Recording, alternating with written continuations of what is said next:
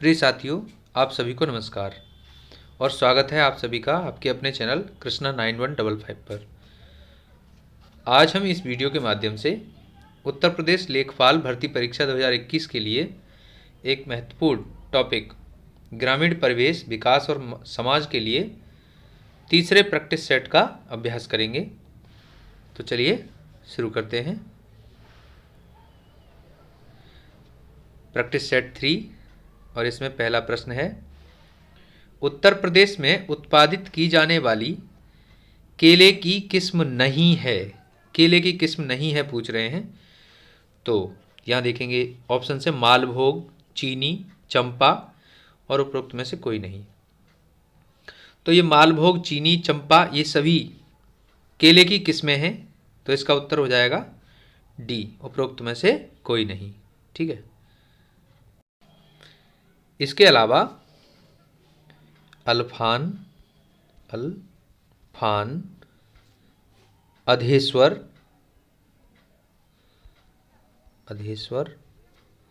तथा दूध सागर ये सभी भी जो है केले की किस्म है। और इसके साथ ही साथ केले का जो उत्पादन है वो मुख्यतः प्रदेश में वाराणसी और इलाहाबाद यानी प्रयागराज, ठीक है, और गोरखपुर इन जिलों में मुख्यतः होता है। ठीक है। तो इस प्रश्न के लिए जो उत्तर है वो होगा आपका डी। ठीक है, उपरोक्त में से कोई नहीं। अगला प्रश्न देखते हैं। प्रश्न नंबर 2, धान में होने वाले रोग का नाम है। धान में होने वाले, धान कैसी फसल है? खाद्यान्न फसल है। ठीक है। तो अब यहाँ पूछ रहे हैं कि इसमें रोग क्या है। ठीक है। तो ये जो रोगों के नाम दिए गए, खैरा रोग, अर्गट रोग, सूत्रकृमि या उपरोक्त सभी। तो हम देखते हैं ये जो अर्गट रोग है ये बाजरा में होता है। ठीक है। तो इसके बाद सूत्रकृमि जो है वो ज्वार में होता है आपका। ठीक है।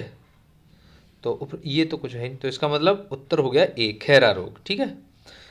तो ठीक है, अगला प्रश्न देखते हैं। प्रश्न नंबर 3, ये प्रश्न है, ईयर कॉकल नामक रोग निम्न में से किस फसल में होता है? ठीक है। तो हम यहां देख लेंगे, चना है, गेहूं है, चावल है, ज्वार है। तो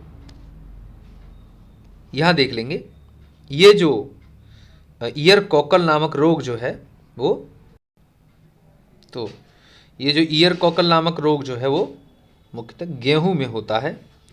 और इसके अलावा इसमें अनावृत कंडुआ,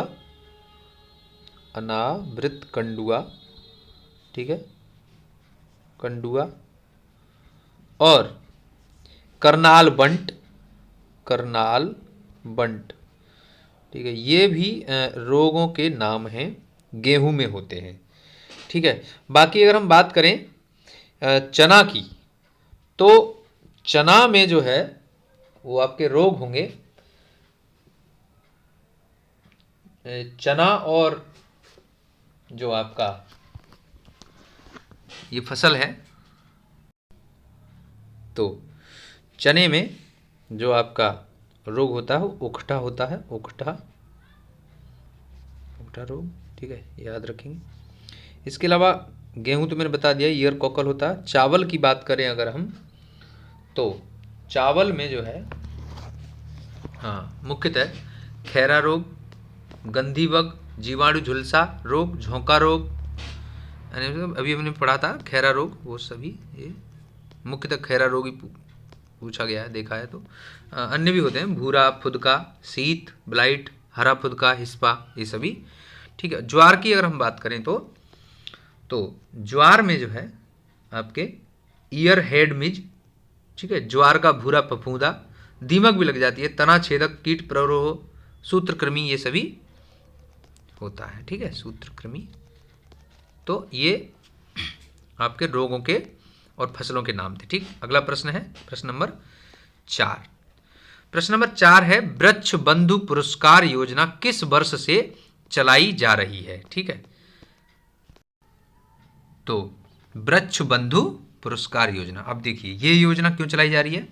ये योजना चलाई जा रही है वृक्षारोपण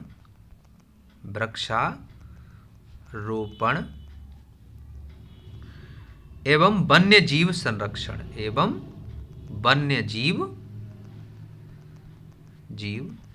ठीक है, वाइल्ड लाइफ प्रोटेक्शन के लिए।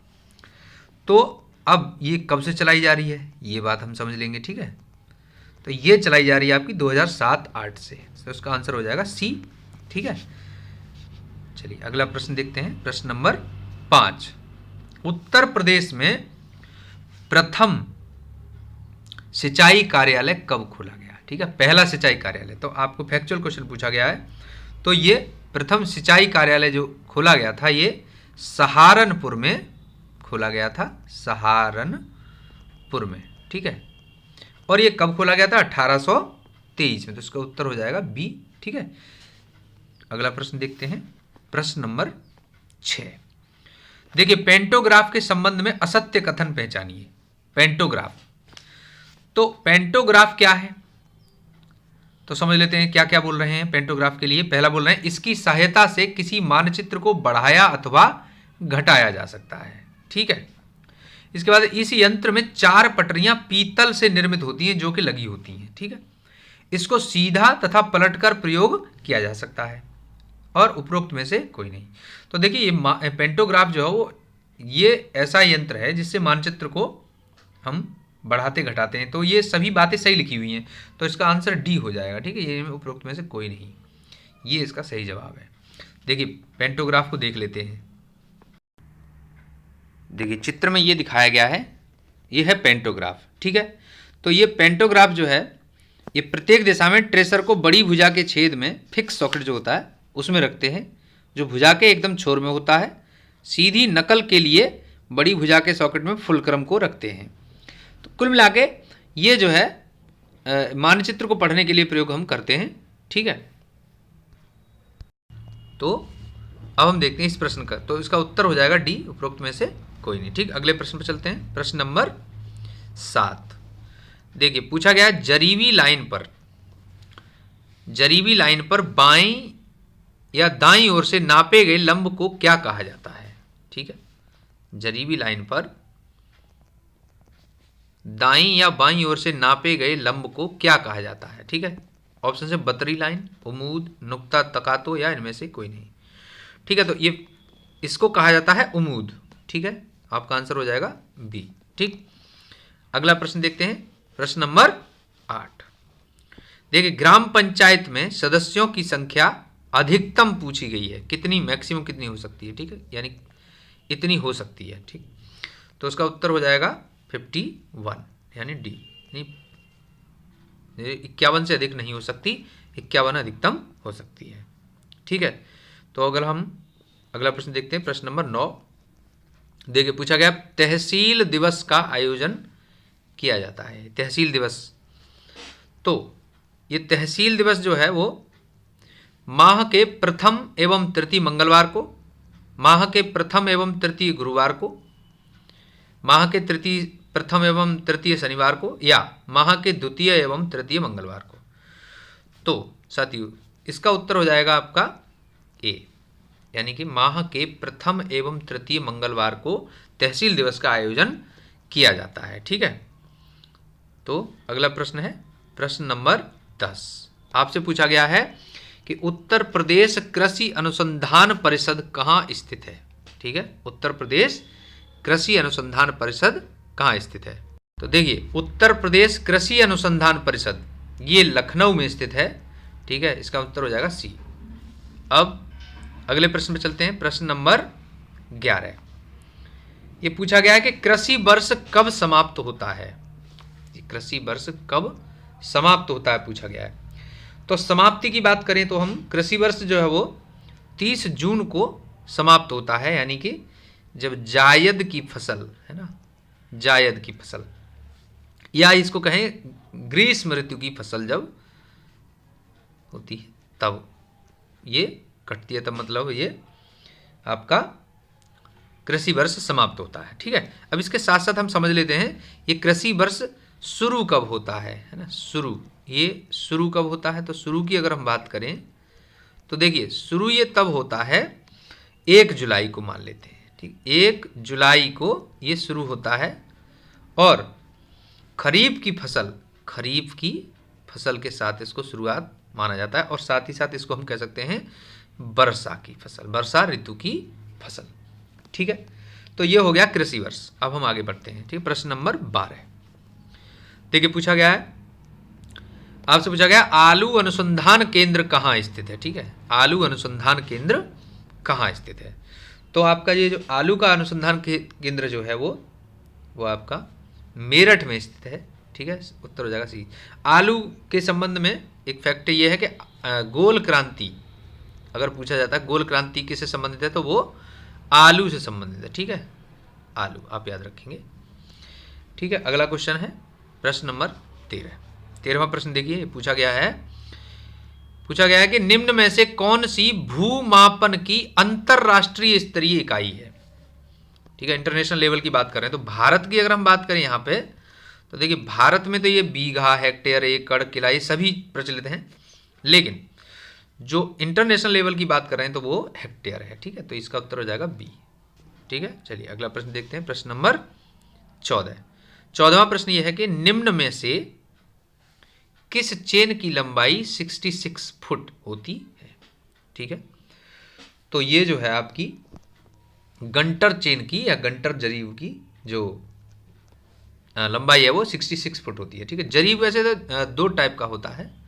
ठीक है, जरीब 2 टाइप का है, तो एक जो है आपका होता है शाहजहानी और एक होता है गंटर, तो ये 2 टाइप का जरीब है। ठीक है, अगला प्रश्न देखते हैं, प्रश्न नंबर 15 देखिए पूछा जा रहा है कि एक वर्ष में लेखपाल के द्वारा कितनी बार खेत का दौरा किया जाता है। ठीक है, अब देखिए फसलों की पड़ताल के लिए, ठीक है, फसलों की पड़ताल के लिए लेखपाल जब दौरा करता है तो आप समझ लीजिए कि 3 प्रकार की हमारी फसलें हैं, खरीफ, रबी और जायद। ठीक है, ये 3 प्रकार की फसलें हैं। खरीफ है आप जानते हैं, ठीक है, फिर रबी की फसल होती है और उसके बाद फिर जायद की फसल होती है। तो इस तरह से एक कृषि वर्ष पूरा हो जाता है। तो 3 बार जो है ये दौरा करेगा क्योंकि 3 बार की फसल होती है, तो हम इसका उत्तर लगा देंगे सी। ठीक है, ये सही हो जाएगा। अगला प्रश्न देखते हैं, प्रश्न नंबर 16 देखिए 16वां प्रश्न ये है कि गांव रजिस्टर का निर्माण, ठीक है, ये गांव रजिस्टर का निर्माण जिलाधिकारी डीएम द्वारा कितने वर्ष पर कराया जाता है। ठीक है, अब देखिए गांव रजिस्टर का निर्माण है, ये गांव रजिस्टर क्या है, ये गांव का स्थायी रजिस्टर है, ये गांव का स्थायी रजिस्टर। ठीक है, इसमें सभी लोगों का ब्यौरा रहता है और ये लेखपाल बनाता है आपका। ठीक है, पूरी तरह से अधिकृत होता है लेखपाल इस रजिस्टर को बनाने के लिए, यानी कौन कब जो है मृत हुआ और कौन किसने जब कौन बच्चा कब जन्मा और ये सब चीज़ें जो होती हैं वो गांव में, और कहाँ तालाब है, कहाँ पर नदी है या किस के खेत में क्या है, ये सभी चीज़ें जो है लेखपाल के द्वारा लिखी पढ़ी जाती हैं। तो जो डीएम है, जिलाधिकारी है, ये लॉन्ग टर्म में काम कराता है। तो 5 वर्ष इसका उत्तर हो जाएगा आपका। ठीक है, डी आंसर हो जाएगा। गांव रजिस्टर का निर्माण जिलाधिकारी प्रत्येक 5 वर्ष पर कराता है। ठीक है, चलिए अगला प्रश्न देखते हैं, प्रश्न नंबर 17वां प्रश्न है कि लेखपाल की नियुक्ति कौन करता है। अब देखिए लेखपाल की नियुक्ति सरकार, वैसे तो लेखपाल आजकल लेखपाल की पूरी प्रक्रिया है भर्ती की, लेकिन यहाँ पर लेखपाल की नियुक्ति का मामला है तो वो आपका जो है डीएम करता है, कलेक्टर। ठीक है, तो इसका उत्तर हो जाएगा, ठीक है, डी। और इसके ट्रांसफ़र वगैरह और इसको जो काम वगैरह अलॉट करना है कि कौन सा कैसी, तो वो चीज़ जो है वो एसडीएम कराता है। ठीक है, ये तो आप समझ लीजिए। अगला प्रश्न देखते हैं, प्रश्न नंबर 18 देखिए, गांव में आबादी स्थलों के आवंटन की जांच कौन कर सकता है? देखिए, ठीक है, जांच कौन कर सकता है? अभी अभी मैंने बताया, आवंटन काम जो है वो देता है आपका, ठीक है, एसडीएम देता है, ठीक है। उसके बाद अब चूंकि जो जांच करने की बात है तो वो तहसीलदार कर सकता है। और पूरी तरह से जो देखा जाए कि जो लेखपाल के सभी कामों को या इन सभी के जो काम होते हैं उन सब के लिए ओवरऑल जो रिस्पॉन्सिबल है वो तो कलेक्टर होता है। तो इस प्रश्न के लिए उत्तर हो जाएगा बी, ठीक है। और ये सभी जांचकर्ता कौन है? ये सभी रिपोर्ट लगा करके ये सब रिपोर्ट वगैरह बनाना लेखपाल इसको बनाता है, ठीक है। रिपोर्ट लेखपाल बनाता है, उस आधार पर ही सब कुछ किया जाता है, ठीक है। तो हम अगला प्रश्न देखते हैं, प्रश्न नंबर 19। अब देखिए 19वां प्रश्न क्या है? प्रश्न है, किसके द्वारा वार्षिक रजिस्टर, ठीक है, अर्थात खतौनी में जोतदार के नाम का परिवर्तन होता है? ठीक है, मान लीजिए किसी ए व्यक्ति ने और बी व्यक्ति को जमीन बेच दी, ठीक है। तो 45 यानी 45 दिन का यहाँ पर टाइम लिमिट है। 45 दिन के अंदर अंदर अगर व्यक्ति ये कहे कि भाई मुझे नहीं बेचनी है या कुछ भी, तो वो चीज़ वैसे पलट जाती है। लेकिन अगर 45 दिन के बाद 46वें दिन जो है ये जोतदार के नाम में परिवर्तन हो जाता है। तो इसका उत्तर हो जाएगा बी, दाखिल खारिज, ठीक है, बी आंसर हो जाएगा। अब देखिए, दाखिल खारिज के द्वारा खतौनी में जोतदार के नाम का परिवर्तन हो जाता है। अब हम प्रश्न नंबर 20 देखेंगे, ठीक है। प्रश्न नंबर 20, देखिए दोस्तों, यदि आप चैनल पर नए हैं तो प्लीज़ इसे सब्सक्राइब कर लें। तो प्लीज़ चैनल को आप लोग सब्सक्राइब कर लीजिए ताकि हम और आने वाले समय में अन्य नए और अच्छे वीडियोज़ आपको दे सकें, ठीक है। चलिए अगला प्रश्न देखते हैं। प्रश्न क्या है? प्रश्न कह रहा है, नक्शा, खसरा या खतौनी में किसी भूल या परिवर्तन के लिए प्रार्थना पत्र किसे दिया जाता है? कोई भूल हो जाए तो उसके लिए हम एप्लीकेशन देते हैं, तो वो हम किसे देंगे, ठीक है। तो हाँ, तो हम जो है ये एप्लीकेशन देते हैं तहसीलदार को, ठीक है। तहसीलदार को हम ये एप्लीकेशन देंगे, जिसकी जांच जो है वो कौन करेगा? जांच एक तरीके से लेखपाल उस पर रिपोर्ट लगा करके और इसको जो है सही करवाएगा, जो भी बात होगी उसको अपनी। तो इस तरह से जो एप्लीकेशन देने की बात है वो तहसीलदार के नाम हम देते हैं, तहसील दिवस में दे देते हैं ज़्यादातर, ये सब कोई बात ऐसी समस्या होती है तो, ठीक है। चलिए अगला प्रश्न देखते हैं, प्रश्न नंबर 21। यहाँ पूछा गया है कि 1 गज के बराबर होता है, ठीक है। तो ये बहुत ही फैक्चुअल क्वेश्चन है, आप याद रखेंगे। 9 वर्ग फुट इसके लिए होता है, ठीक है। इसका उत्तर हो जाएगा बी, ठीक है। अगला प्रश्न है प्रश्न नंबर 22। प्रश्न नंबर 22 क्या कह रहे हैं? किसी भाग विशेष पर चकबंदी पुनः प्रख्यापित करने की अवधि क्या है, ठीक है। देखिए 20 वर्ष इसकी अवधि होती है, उत्तर तो इसका बी हो जाएगा, ठीक है। विशेष भाग पर चकबंदी 20 साल में लाते हैं, लेकिन जनरली अगर देखा जाए तो 20 साल है, लेकिन अगर कोई बहुत ही ज़्यादा विशेष बात है तो उसमें वो चीज़ जो है वो 10 वर्ष पर भी हो जाती है। तो ये ठीक है। अगला प्रश्न देखते हैं, प्रश्न नंबर 23। 23वां प्रश्न देखिए, खरीफ की फसल कब बोई जाती है पूछा गया है। तो हमने अभी भी बात की कि खरीफ की फसल कब बोई जाती है, तो मई जुलाई में ये बोई जाती है। ये वर्षा ऋतु की फसल होती है, ठीक है, वर्षा ऋतु की फसल होती है, ठीक है। कृषि वर्ष जब शुरू होता है तब ये फसल हम बोते हैं, ठीक है। तो प्रश्न नंबर 24 देखते हैं। अगला प्रश्न है, ऑपरेशन फ्लड किससे संबंधित? देखिए, ऑपरेशन तमिलनाडु बाढ़ नियंत्रण, दूध का आयात या डेयरी विकास। अब देखिए, फ्लड शब्द से ऐसा नहीं है कि बाढ़ से संबंधित होगा, बिल्कुल भी गलत नहीं करना है। ये डेयरी विकास से संबंधित है, इसका आंसर डी है, ठीक है। एक वर्गीज कुरियन नाम के साहब महोदय थे, उन्होंने जो है श्वेत क्रांति, इसको दूध के लिए क्रांति माना जाता है, उन्होंने मिल्कमैन ऑफ इंडिया उनको कहा जाता है, ठीक है। ये साहब ने जो है ये ऑपरेशन फ्लड जैसी कॉन्सेप्ट दिया था, ठीक है। तो ठीक है, अगला प्रश्न देखते हैं, प्रश्न नंबर यहाँ 25वां प्रश्न है, धान की खेती के लिए उत्तम मिट्टी कौन सी है? अब देखिए, धान की खेती के लिए उत्तम मिट्टी की बात कर रहे हैं तो धान की खेती के लिए जो उत्तम मिट्टी है वो दोमट मिट्टी होती है। ठीक है, ये इसका उत्तर हो जाएगा बी। ठीक, तो धान की खेती के लिए उत्तम मिट्टी जो है आपकी दोमट मिट्टी है। ठीक है, तो दोस्तों ये थे ग्रामीण परिवेश से संबंधित 25 प्रश्न, और